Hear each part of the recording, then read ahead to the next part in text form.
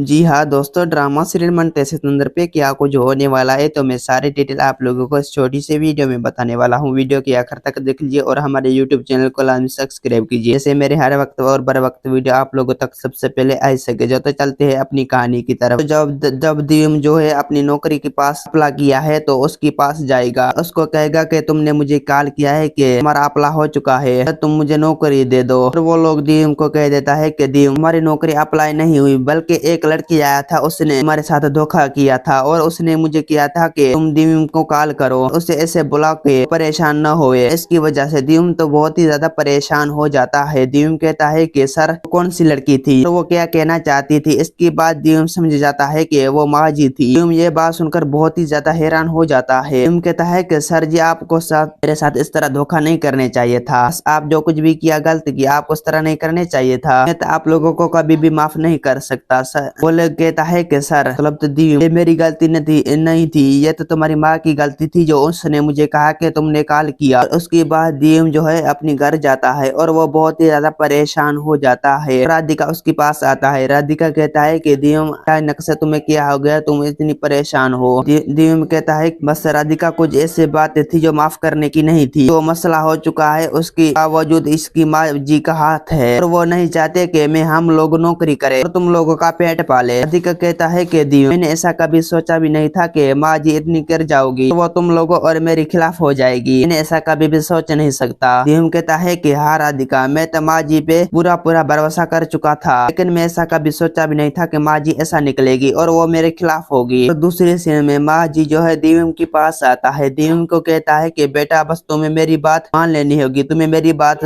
सुनकर तुम्हें मेरी घर जाना ही होगा, तुम मेरे साथ नहीं चलोगी कि ऐसे कभी भी नहीं जाऊंगा। दोस्तों उम्मीद है कि मेरा वीडियो आप लोगों को अच्छी लगी होंगी। वीडियो अच्छी लगी तो वीडियो की लाइक और चैनल को सब्सक्राइब। आमी के ना खुदा हाफिज।